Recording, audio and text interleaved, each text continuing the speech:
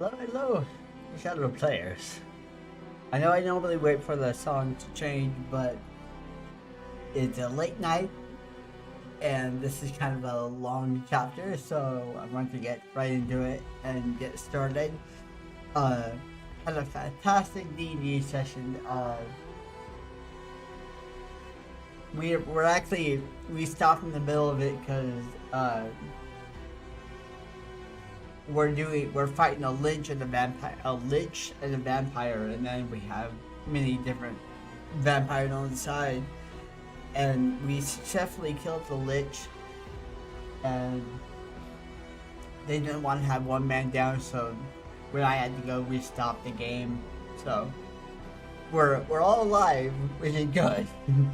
But it's just there's a lot going on, and we're a high level character, so it takes forever for combat to happen, but it's so fun. So I'm riding high off that, so I should be good reading tonight. I'm gonna try sitting down this time and just kind of just relaxing, just lounging, to where I can have light on the book. Cause that's one thing, when I stand up, I'm above the light, so it's really hard to see it. So hopefully, if I have myself turned correctly, be able to still talk into the mic, be loud enough, but also be able to have light on the book, I should be fine. We'll see what happens. But I'm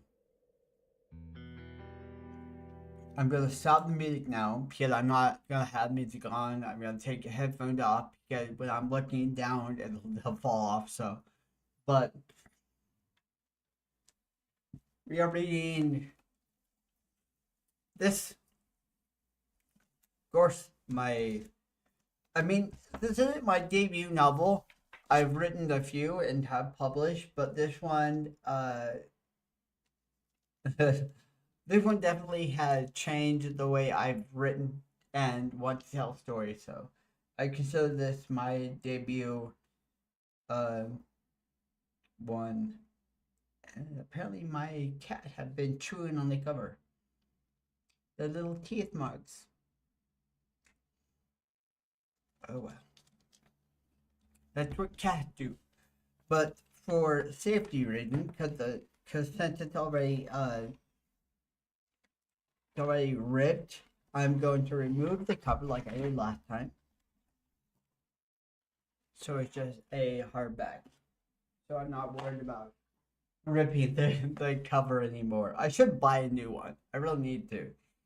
But I still like this. This is so cool. It's just simple gold foil on a navy blue hardback. I love it. So we are reading chapter 9, The Poison Runneth Over. Okay, let's get settled. Oh my goodness. Alright, how am I gonna do this? Making sure I don't kick anything down and stuff. So I want to lean back and be able to, read, but of course I have shadowed now from the microphone that covered the book. Let me see. Let me get to the right page. Where am I?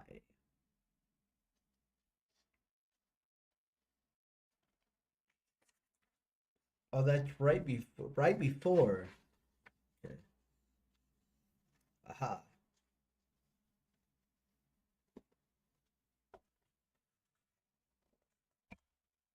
Chapter 9, Poison Within. I know you can hardly see it, but there's no picture. But yeah, the chapter is quite lengthy. I'm not even sure. Just because I have it in a bigger text, so that's why the story is so big. When I do it next time, because I'm gonna republish it again for the last time, and I'm gonna do it. I'll do this so I'm more facing the camera. There we go. I'm gonna have the text be instead of 12, it's gonna be 11 points. So it's definitely going to decrease the number of pages so it'll be much more affordable, which is something that I want. So I'm always nervous about reading. It's something that I struggle reading aloud anyway, but reading something that I've done myself is still nerve wracking. But okay, let's get to it. Oh my god. Right. Chapter 9. Poison runs over. Colton pushed out of the restaurant and onto the street, his hands buried deep in his pockets as he turned left, seeking solace. Yet he's aware of how irresponsible the behavior is he wanting to be taken. They must be getting tired of this, because I sure as hell am. He walked beneath the weight of his actions, driven by shame and guilt. He faced yet another public display. He had concealed this darkness for so long, and now he had begun to falter. Why? He had observed the frustration in Kyra's eyes and heard in Jordan's voice. So Colston, big boy, you walked out, accomplishing what? I'm unmuted, right? Okay, yeah. Colston paused mid-step. Uh, am I succumbing to the madness? This wonder further deepened the desperation that he may never have control. He resumed walking, contemplating the word that lingered on the edge of his hearing. Accomplishing what? He asked aloud. The only person that could provide an answer is him. But by being out here, he is achieving nothing. Instead, he is likely causing more stress and anger from Kyra and Jordan. His desire for solace cannot be found in this place. As the source of his misery lies within. He hears the sound of approaching cars, the sound of a approaching car behind him. Glancing back, he sees the police car and an ambulance. I should go back, he whispers, yet he continues walking along the quiet street. Tears fall, blurring his vision as he presses on. You fought back tonight. Again, that voice lingered on the edge of his hearing. Fight? Ha! What a laugh. No, fighting is what I've been doing, to quell the urge to end it all, because there is no light at the end of the tunnel. Consider this.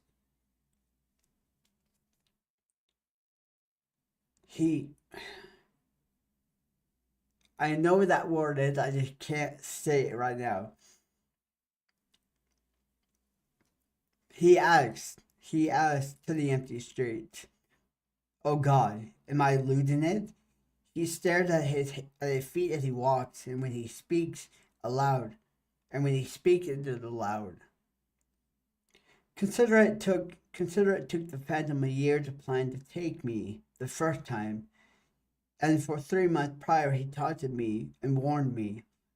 Colson pauses and looks around. He is alone.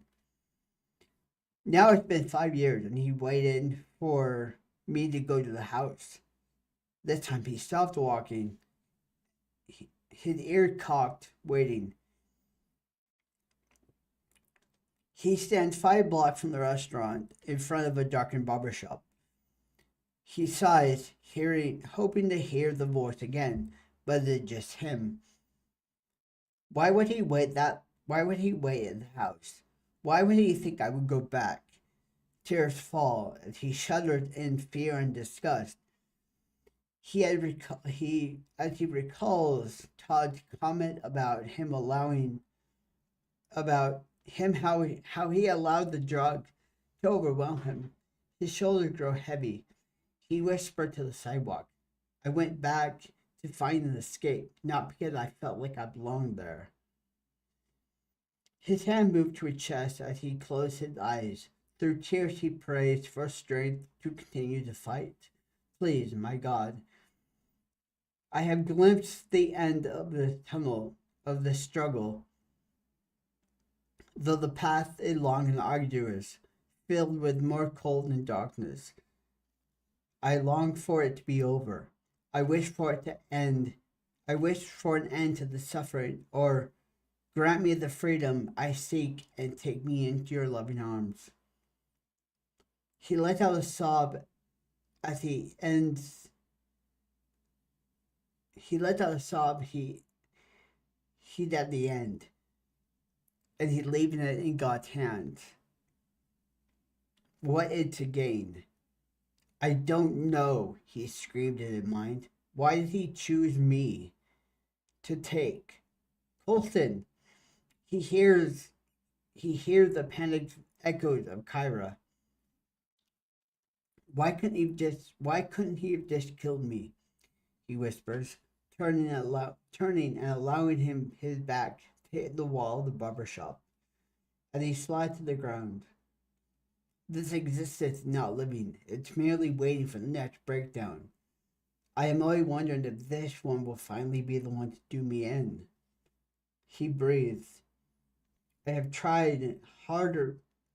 If I tried harder before entering the house, before he could infect me with his poison. Colston. Kyra's voice grows nearer. He wonders. Hopes his heart will just cease beating, releasing him. I don't want to be a disappointment anymore. He clenches his chest. God, am I to keep going? My God. Colson hears the footsteps approaching. Okay, my God, I hear you loud and clear. He whispered as Kyra kneeled beside him. Colston?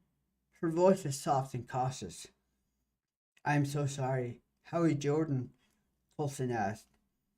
He's on his way to the hospital. The bridge of his nose and his eyes are swollen, nothing broken, or so they hope, Kyra explained. Colson let out a sob. The guilt is weighing heavy. Can we go see him? With the new restrictions, we cannot, Kyra says. I'm so sorry. Are you okay? He opens his arms and Kyra easily folds into him. Babe, Kyra says, her voice trembling with fear. Another public display and a kidnapper was so close. You were gone. Her voice is quiet. Kyra witnessed the moment Colson disappeared. As he read the note, the self-assuring Colson vanished. Colson looks at Kyra and whispers, What do you mean? I mean, I looked into your eyes. You were not there. I have seen your eyes fade, but tonight there was nothing. Colson, please, tell me, where did you go? Kyra asked. Colson sighs. I should have just said no, left and embraced my newfound confidence, but I couldn't let him win. He takes a shaky breath. I tried, he says, and his jaw clenched tightly and he strains his neck. The cold is creeping in, and he struggles to resist it. Kyra nestled under his chin, rests her head on his chest. She can feel the chill growing. She can feel the growing chill that had echoed in his voice over the years. This is the same cold she felt when she first touched him after 10 long days apart. At that moment, his heart was beating strongly, providing her with a sense of strength to comfort him as he faced the brink of death. Now, it instills her with confidence to urge. Go on, let me in, Kyra pleads softly. When the paper came across, ineffective, the first hunky made me sing. It was a subtle reminder that I was useless without him and powerless against his desires. That bold move had angered me then, and tonight I proceeded to bite off more than I could chew. Colson pauses, his breath trembling. He just wanted to stop and accomplishing nothing. He swallows hard. By switching the songs, I demonstrated that I am not afraid. I will, however, when Jordan started the song, I immediately was transported back to that place, bound, cold, and sick. I knew very well that that after the second song was sung, I was on borrowed time. Though the song was different, yeah, it still represents a blatant disregard. The lyrics tonight were a battle cry, and now I have invited trouble. What you witnessed was me fighting to regain control, not to maintain it. Colson stopped. He is exhausted. Babe, there is unmistakable tears in her voice. She will never comprehend the strength he exerts to cope with what the man did. It terrifies her to wait and wonder. I want to save you. Colson holds her tight and says, I love the help. They sit quietly for a moment, allowing the breeze to gently swirl around them. Let's go home, Carver says, squeezing Colson's body. He rubs her back. Let's drive to the hospital first, Colson says. He feels he need to at least try to check on Jordan. Okay, Carver replies. They help each other up and begin to head toward the truck when they hear the click-clack of sound. And they hear the click-clacking sound of rapidly approaching heels coming from the right. Colson's hand locks with Kyra's. A breathless yet frantic voice calls out, Mrs. Driscoll? Kyra Driscoll? Kyra, feeling confused, slows their walk to a stop. They turn to observe a woman with red curly hair framing her tanned face, dressed in business attire and carrying a binder. Yes, Kyra asked shakily, gripping Colson's hand for stability. The woman holds just short of Kyra, her words rushing out rapidly. The quote, savior of Miss Sunderland's final attack, unquote, and the author of the flash fiction, The Scar I Left Upon His Chest, by Lily Everhart. She hurled the binder at Kyra's feet. Papers scatter at their feet, and Colson enveloped Kyra, who stands frozen in place. Leave us, Colson demands. Kyra, peering over Colson's shoulder, can still see the frantic eyes of the woman. The woman points at Kyra and declares, the coven of... Hold on. I haven't said the word in a long time. Polkatutness. I can say it if I've said it over and over again, but I can't say it now. It's basically it's another word for beauty. The covenant of beauty stands, though wounded. In due time, your betrayal will be claimed and left putrid among your life you sow. Leave us, Colson yelled as he sweeps Kyra into his arms. Kyra buries her face against his shoulder, sobbing. I thought it was over. How did she find out who I was? Shh. They won't come anywhere near us.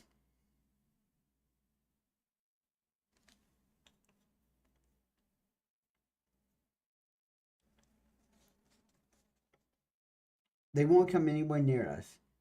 We can report this to the police. It's not fair. She jerked her arm over his shoulders. It is the way of the world, I'm afraid. Let's go see Jordan, then we'll head home. Kyra remained in Colston's arms all the way to the truck, feeling anxious and questioning whether her identity being discovered has put Colston in greater danger. Colston opened the passenger side door and slipped Kyra inside. As he pulled away, he noticed that she is silently crying. She locked her finger behind his neck and said, "I'm sorry. I'm so sorry, Colston. I I should have never published that story. I put you in even more danger." Colston pulled her back against him, gently rubbing her back. "You have done no such thing." He speaks with confidence in that statement. Kyra looks him in the face. "How?" Colston cradled her face and said, "If they truly wanted to take action, they would have shown up in numbers." He ran his hand through her hair and added, "As long as I draw a breath, they won't steal you from me." Kyra planted a kiss on his lips and whispers, "We need to move as soon as possible." "We will," Colston says, as Kyra adjusts herself in the seat, allowing him to close the door. At the hospital, Colston enters alone as Kyra, who is dozing, assures him that she will be fine. I forgot I had to close the gap on that one. Fuck.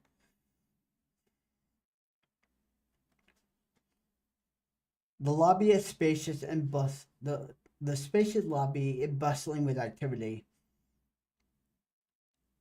yet it is not overcrowded. He approaches the front desk. The nurse at the desk looked ragged. "Can I help you?" Her voice is kind yet fatigued.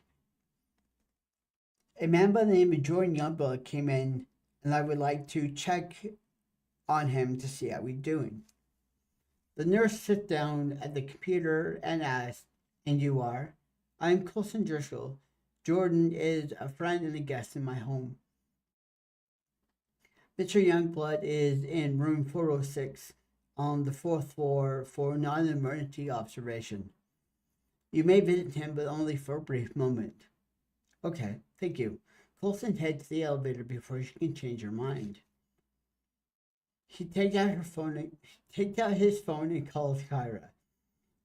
"Colston?" She replied warily. "I'm going to see Jordan." "Oh, you get to see him? Should I join you?" she asked. "I think I just got lucky. Let's not push it." Colston stepped into the elevator, saying, I'll be out in a moment. I love you. I love you too." Colston hangs up and began to contemplate what he will say to Jordan. Stepping out of the elevator, a doctor rushes past Colston, who spun to avoid a collision. The doctor said nothing as the elevator door closed. Colston shakes his head and continued moving toward Jordan's room. He stands in front of room 406, bracing himself for the angry words that he knows he deserves. Gently he knocks on the door. "Jordan?" Colston peeks into the room. Jordan is laying on the bed, a bandage covering his eyes. As Colston fully entered, a wave of shame wells inside of him. He slowly approaches the bed, and as he gets closer, he realizes that Jordan is breathing heavily.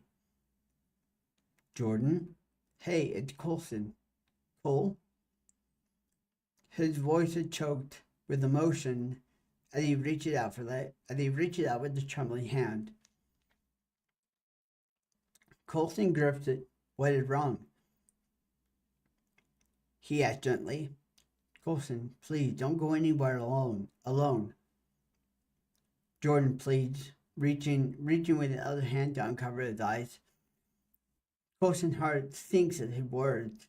He notices that Jordan's eyes are nearly swollen shut. "Jordan, I'm so sorry. I shouldn't have left you lying on the floor." He shakes his head, which triggered a deep throb in the center of his skull.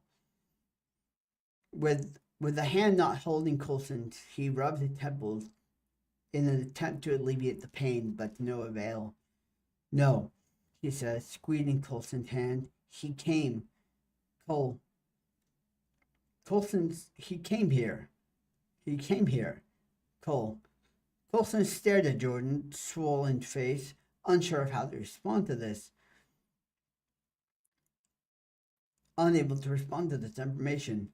My eyes are darting all over the place. Sorry. He won't do anything to you, JD, I promise. He reassures that the phantom did get to him. Then he thinks I need to get to Kyra. He won't harm me or Kyra, only if I go with him quietly, Coulston says. How long ago was he here? You need to report this. If he gets you, he'll... Jordan stares at the blurry form of Coulston. He claimed that he's the only one who can truly save you from yourself. And this time, if you fight, he'll kill you. He gripped Coulston's hand tighter. He left 5 minutes before you arrived. Coulston sits on the bed, contemplating whether that is there any point to try to lead a normal life? Not that his life has been truly normal. Say something, Jordan urges. I'm going to fight. He is insane. I need to go to Kyra. He considered revealing to Jordan what happened to Kyra. He sighs. Kyra was discovered to be the last survivor of Abigail.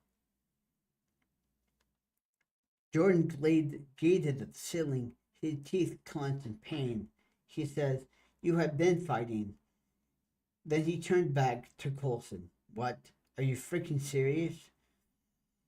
Coulston shakes his head slowly and says, Jordan, we are just a phone call away. But I need to return to Kyra. Go. But please, Cole, don't give up. I won't, JD. I have you, Kyra, and I still have a song to sing. Damn right. Kyra is snoozing in the truck.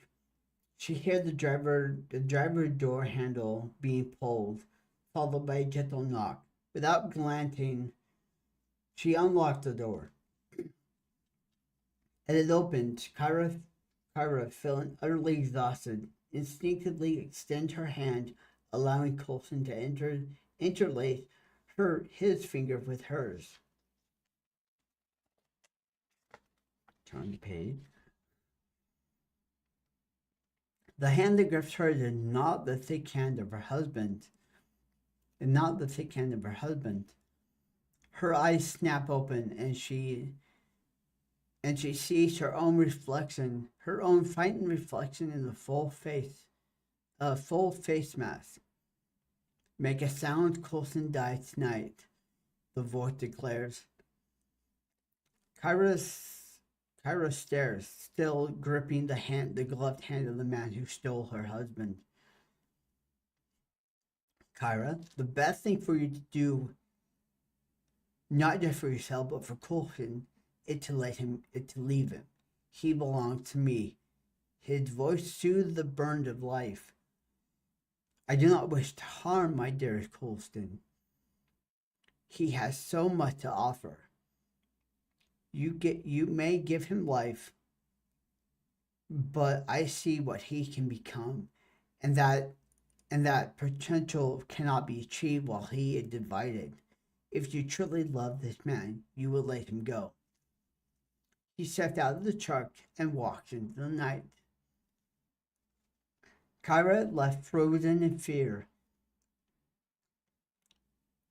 Frozen in fear, a folded piece of paper rests in the palm of her hand.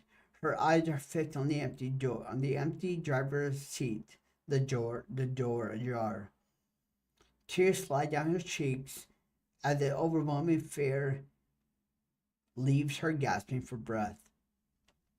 Coulston, she whispers, I can't let him go. He's mine.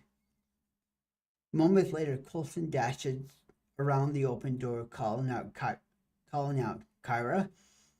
His voice is filled with panic. Kyra drops the paper and scrambles over the center console into his arms. Coulson holds her as she trembles so violently she can barely speak. Here.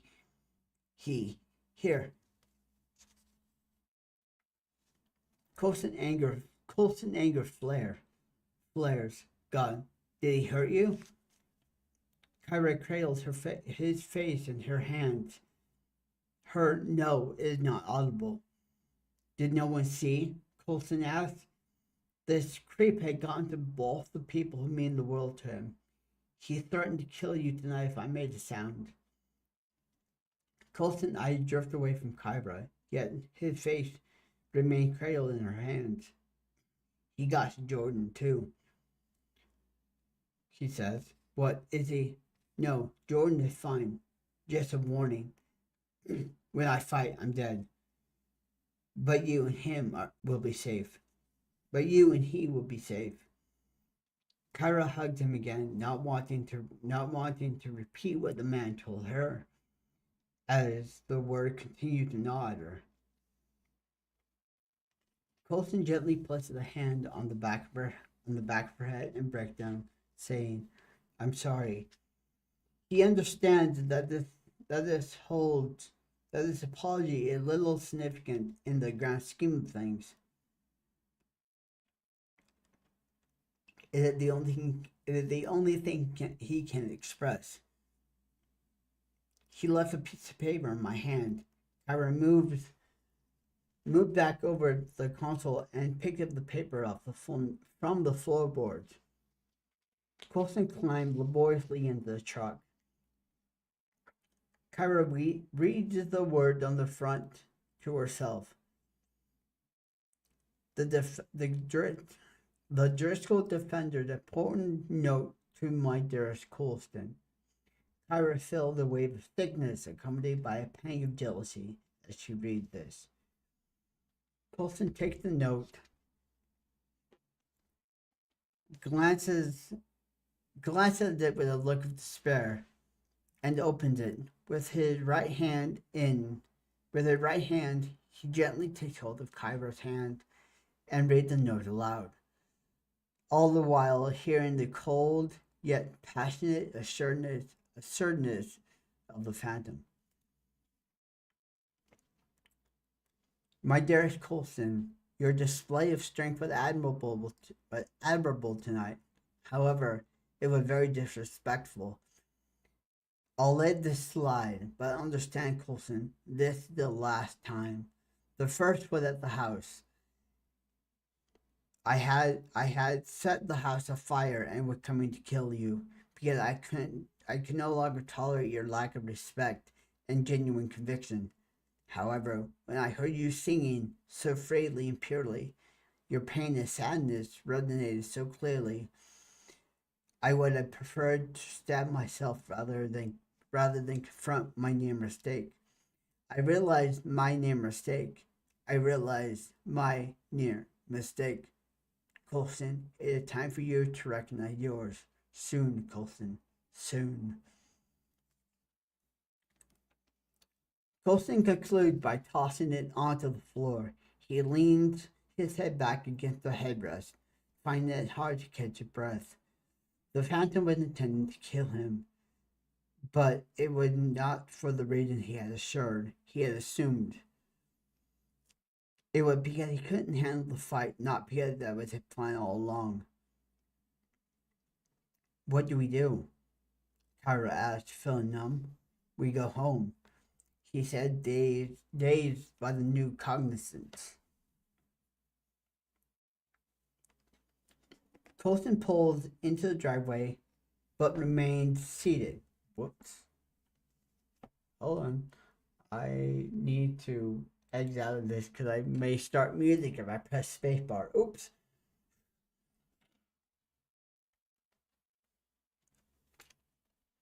He remained seated in the car, not making any move to get out. Cole? Kara asked, gently rubbing his arm. Colston reached into her pocket and pulled out his phone. He checks the email, desperate for assistance. Then he notices an email from Melody, sent 3 hours ago. The subject line reads, "Help to lessen the impact of flashbacks."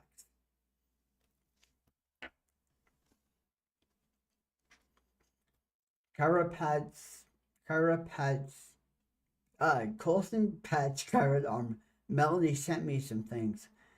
But before, we need to inform the police that your identity had been compromised," he says. Kyra picks up the note from the floorboard. "What about you?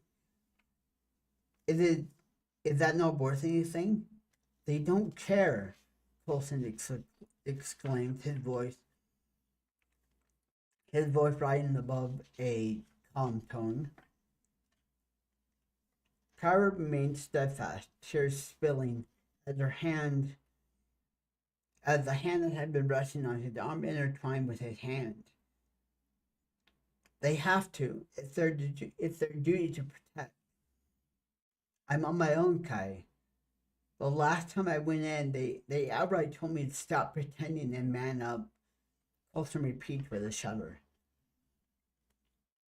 Kyra, taken aback by this revelation, her anger rising by the blatant disregard for the physical evidence.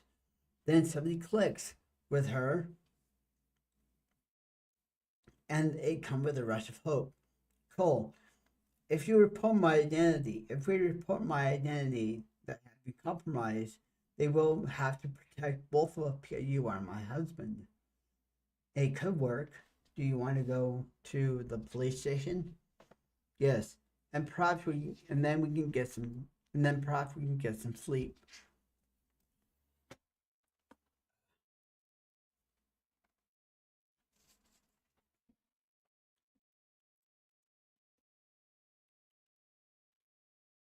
Colson followed closely with a yawn of his own.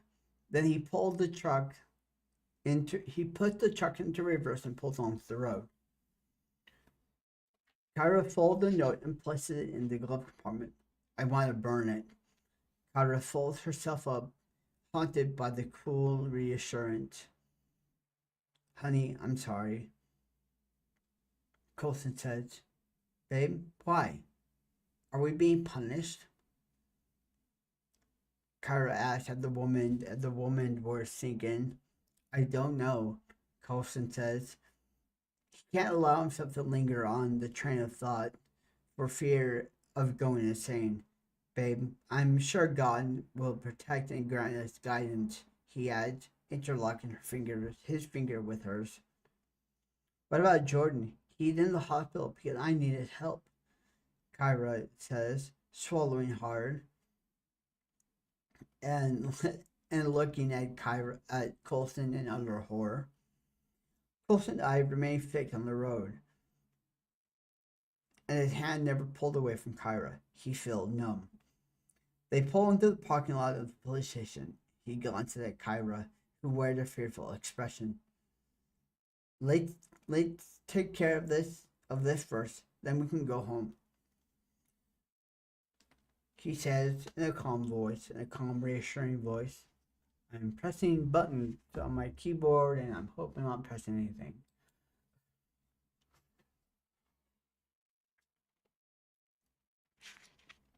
"Cole, what if they ask me to leave you?" "We'll worry about that bridge when we come to it." Colson kisses the back of her hand. "Shall we go inside?" Kyra shakes her head. "No, Colson. I just want to go home." Her mind is in the whirlwind of panic, filled with the woman's word and the phantom's warning to leave Colson to him. Kay,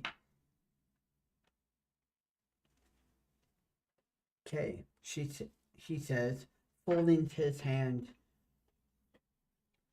the hand that held hers against his chest. He then reached over and caressed his cheek.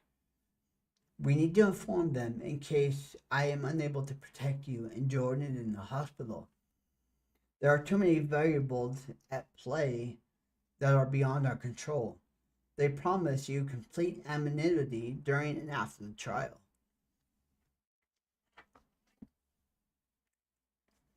She squeezed his hand and leaned into his touch. Complete anonymity for both of us. Christ, Cole, do you remember what happened? Colson nodded and gently rubbed his cheek with his thumb. Yes, of course I remember. The impact on you is more significant. She burst into sobs, placing her other hand on his cheek. How can you say that? Honey, your life had value. You've stared death in the face, and you've been on the brink of death. Please fight for your own sanity.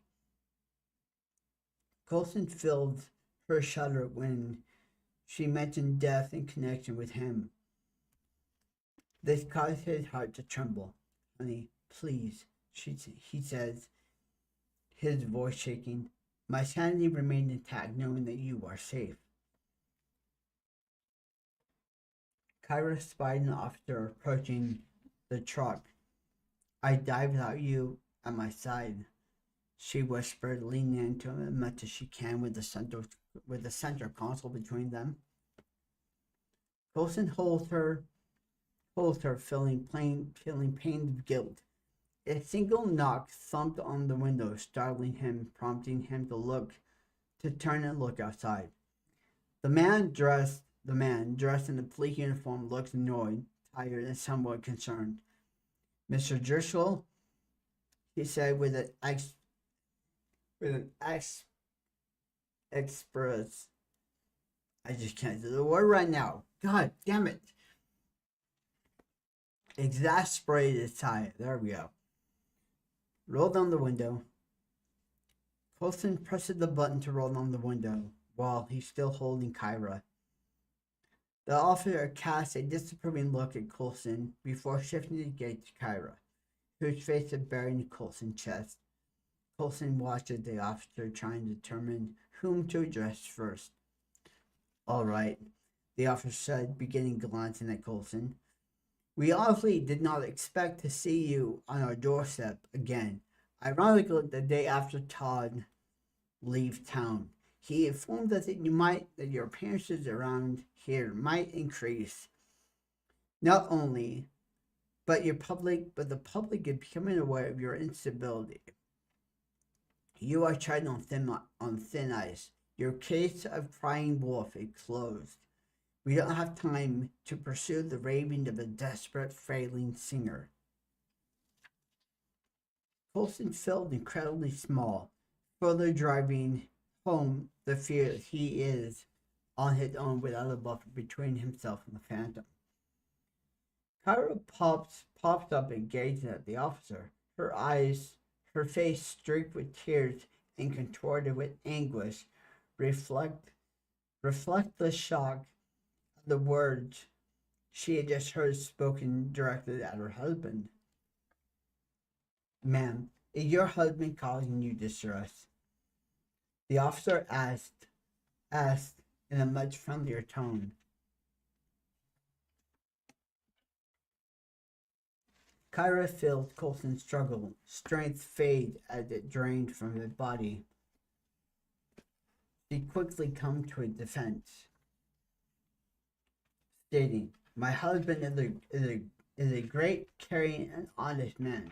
Since you are leaving him out in the cold, we are done here, she said, settling back into her seat and turns to him and says, let's just go, Colson. Colson didn't want Kyra to feel as hopeless as he does. He turned to the officer and said in the strongest voice he can muster, the strongest voice he can muster. We were approached tonight by a woman who claimed to have discovered Kyra's identity of the survivor of Miss Sunderland's final attack. The officer's demeanor changed immediately, disregarding the fact that Colson made the statement, and looked right past to address Kyra, asking, is that true? The urgency in his voice instantly irritates Kyra. Yes, she says sharply, gripping Coulston's hand. I would like you to come inside and provide an official statement and to consider entering witness protection. This situation extends further, deeper and further than just here and with Miss Sunderland. Coulston beats Kyra to the question, were you ever going to inform us? Believe it or not, we prefer not to cause stress when it is unnecessary.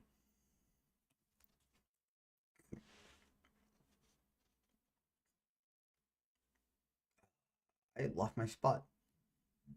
He replies sharply, still gazing at Kyra. We believe we believe we had concealed her identity effectively, but some people are quite determined. Kyra hugs Coulson's arm and rests her head on his shoulder, her heart pounding with anger and hurt. His life is just as important as mine, she yelled tearfully. The officer sighs. With all due respect, the Covenant poses an extreme danger to the woman it brainwashes. Mr. Driscoll, he casts a cynical glance toward Coulson, was fortunate to have survived. He turned his attention back to Kyra. Your struggle to escape was extraordinary, placing you among the 1% of women who managed to do so. Mr. Driscoll, I urge you to consider witness protection. I am not leaving my husband, she says. If he loves you, he will let you go, the officer said, eyeing Coulson. No, Kyra cried, tugging at Coulson's shirt. The officer had taken aback by this reaction to his statement. Coulson allows himself to be drawn towards her, wrapping her in his arms. I'm right here. She cried into his chest. Don't let me go, please. Never, Coulson said, looking toward the officer. We're going to leave now. He rolled the window up and focuses on comforting his wife. How could they do this to you? She cries. Coulson is lost for words on that one. I don't know. But that's why I believe moving is our best option right now. Kyra looks at him in the eyes and says, what about therapy? You just found somebody who cares. I'm sure we can meet over telehealth and we can correspond via email, Coulson said. Speaking of email, she sent you one. Let's read it here, then go home. I just want to lay in your arms. Coulson nods. Sorry about the noise. I have dice under the book.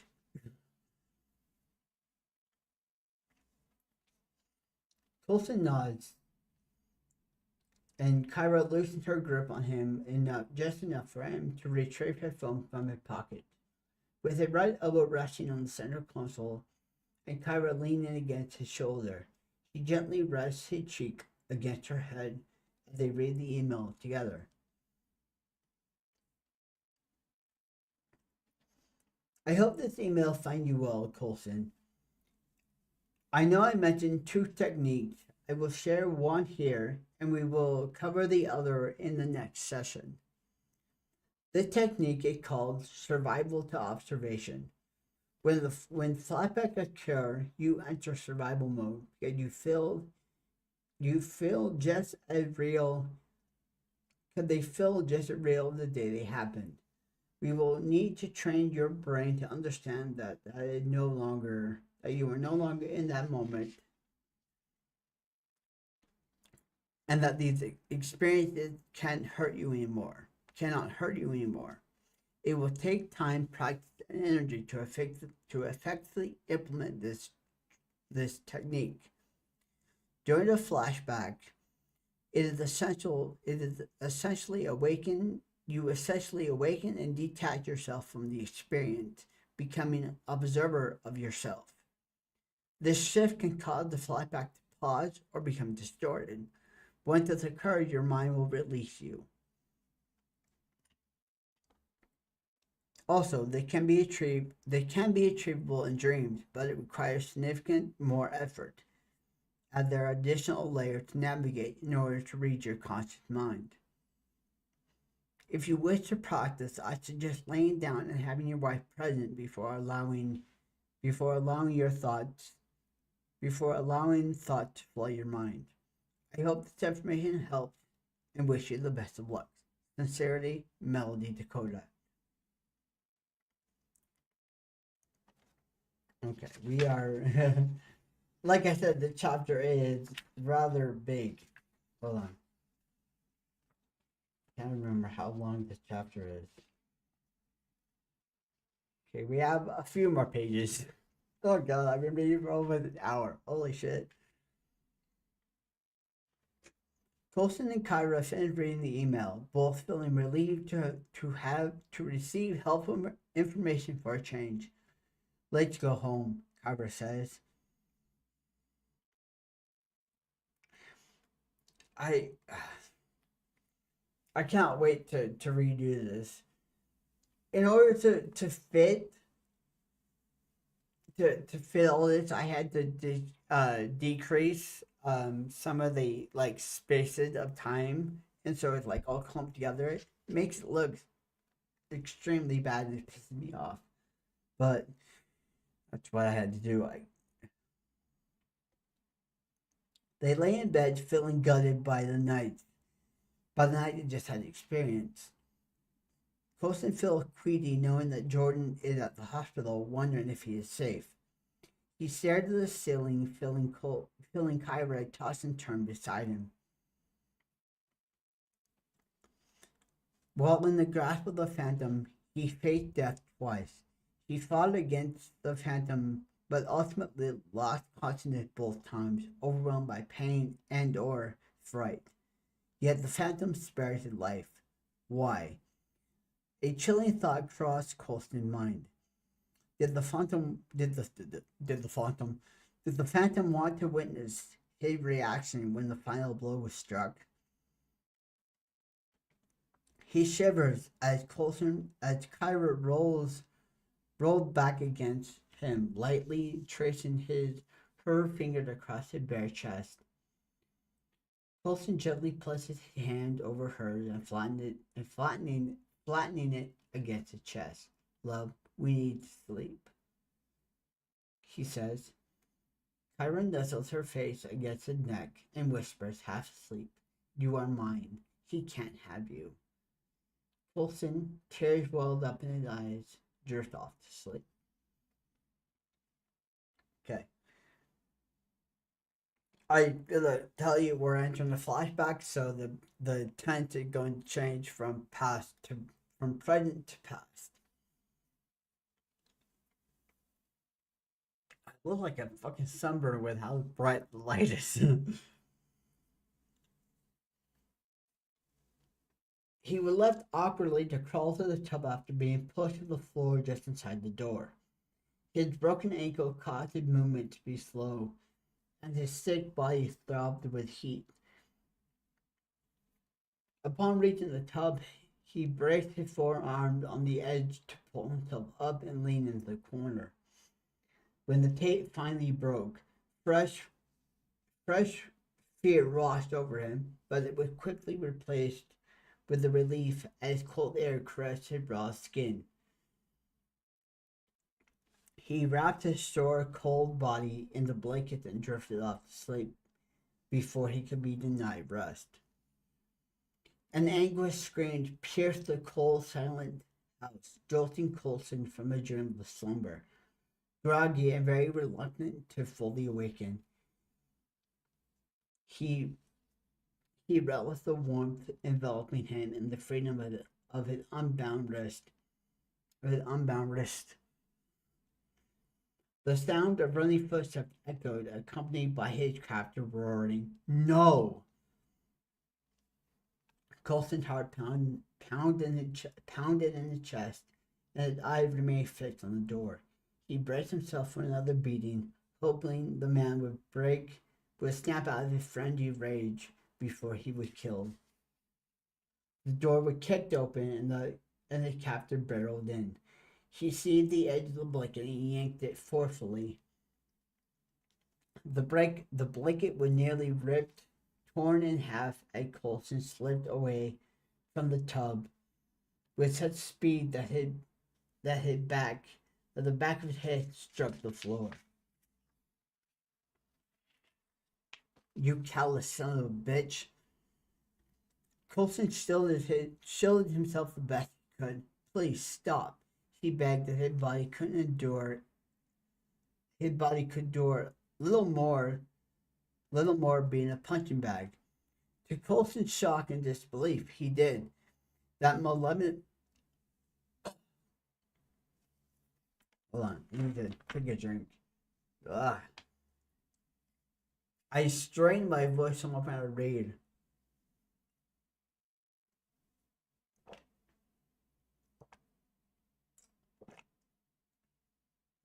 I wish I didn't, but there's no relaxing when I read.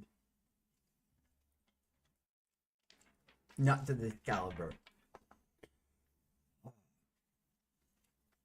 To Colston's shock and disbelief, he did.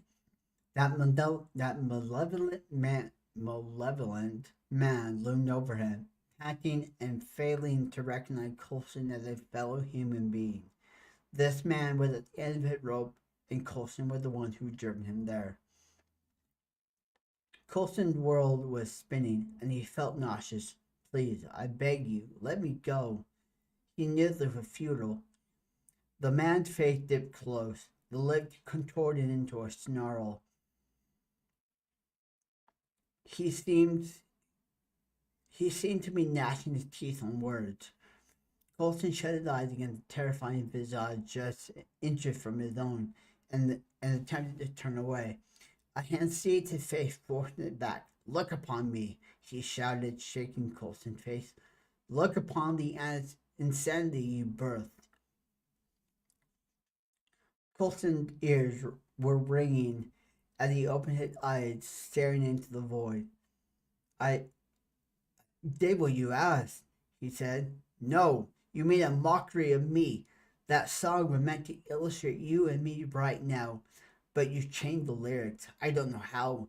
You do not look like a metalhead, yet those altered lyrics, you've ensured that the third song will never be reached. You were dealt into my hand, and I've accepted that responsibility. He punched Colston in the chest.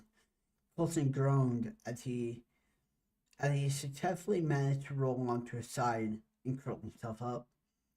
The man leaned close to his ear and whispered, Why can't you learn your place? Accept your place and learn. Colston's eyes were tightly shut. The pain coursing through his body was overwhelming, not just physically, but mentally as well.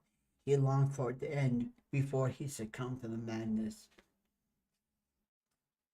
His captor had left, and Colston was afraid to move. Wrists together, now, he bellowed, storming back into the room. Colston followed the instructions. After his wrists were bound, he was forced onto his back again. Open your fucking eyes. He opened his eyes to see the man pull a straight back knife from his back pocket, then crash one knee down onto Colston's shin. Colston howled in pain, but his cry was abruptly silent when the hand covered his mouth. I brought you here to save you. Colston felt the sharp tip dance across his bare chest. Because I love you, the man let out the sob. But with you fighting me and being so ungrateful to such a helping hand, I am okay with being the one who killed you, he screamed. Colston shut his eyes and let out a cry as the hand covering his mouth pressed harder. Coulson knows this is where he lost consciousness. He stared at the frozen image from behind the phantom because he had managed to wake up. He is startled when the image resumes movement. The phantom looks up and smiles, while the screaming survival Coulson are muffled. While the scream of survival Coulson are muffled by the hand, and his eyes fill with panic. Shh, it's for the best. Coulson said. The phantom said to observation Coulson before turning back to the other. He watched himself yell into the hand of the phantom, into the hand, and the phantom retracts the knife. He is unable to move or speak. All he can do is observe. The phantom thrusts the knife into Coulson's ribcage. Both versions of Coulson's breath are snatched away.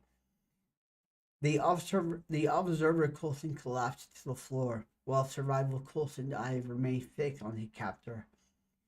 As he witnesses a mixture of great satisfaction and absolute horror in the monster's eyes, tears stream down his face while the creature caresses him. Coulson's eyes slowly close. Observation Coulson, having just witnessed the remains of himself die,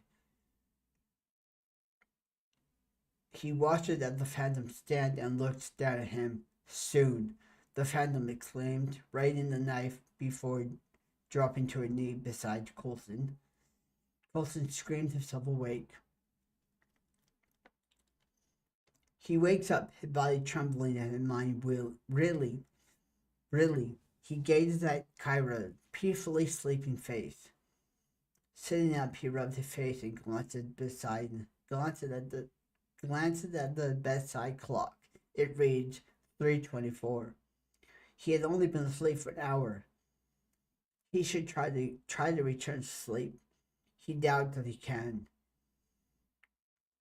So he quietly gets up and makes his way to the studio. He feels violated and helpless. There is currently no information available on this man. However, there are messages laying out his intentions, and he had visited Kyra and Jordan. His intent to not threaten their lives, but rather exert control by threatening his own. He gently strikes his desk, numbed by the relentless cold that is becoming a constant presence. Now fueled by anger, he realizes he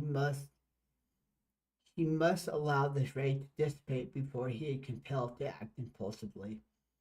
What am I to do? Coulson asked aloud. This meeting is inevitable. It's merely a question of when. For the sake of his life, he needs a plan. Was there ever a plan? He dismisses the voice that echoes from somewhere deep within his troubled mind, and he reflects on the session and attempts to recall what Melody had said. I need sleep, he whispers. If I don't, I won't have the strength to defend myself.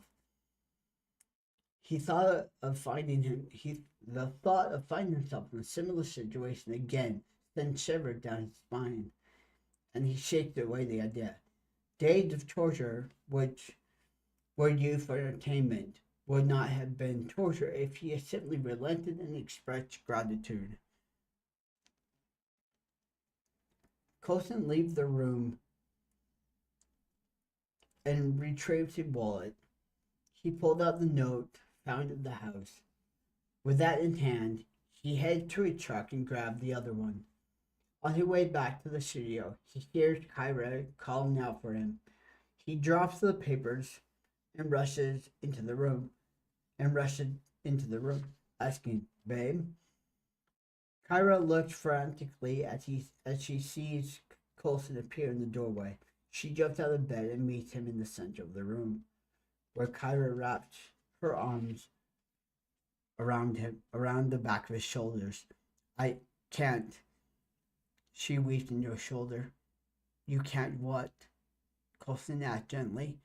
Keep watching you slowly die, she said as if with great effort. Colston felt a sharp pain at the words. I understand. That was all he could manage to say. I'm sorry. I'm so sorry, Colston, she says, as gently pulled and gently pulled. Gently as. Kyra says gently as she pulled away. If he comes, I'm going to get you killed. No, hon, he says, unsure of where to go, because unless by some miracle he ain't going to die. Kyra, don't let go, he says.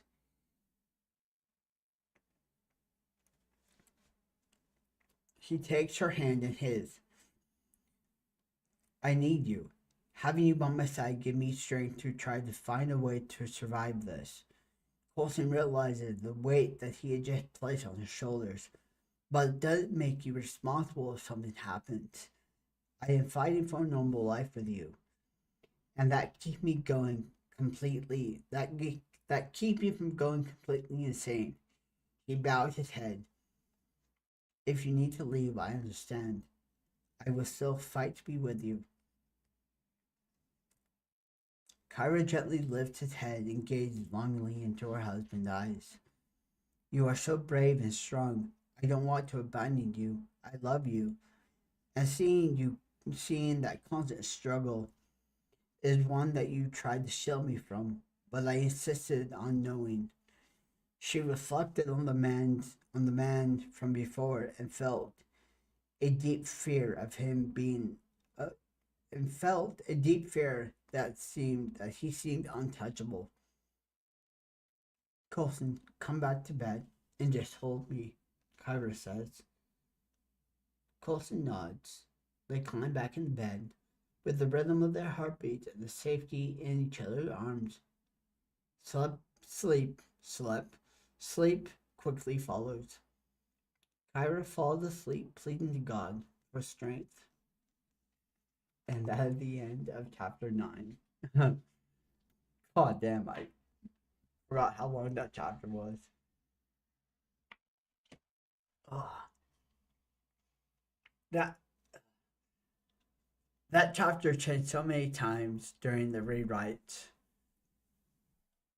The hardest part was the section right at the start when he leaves the restaurant.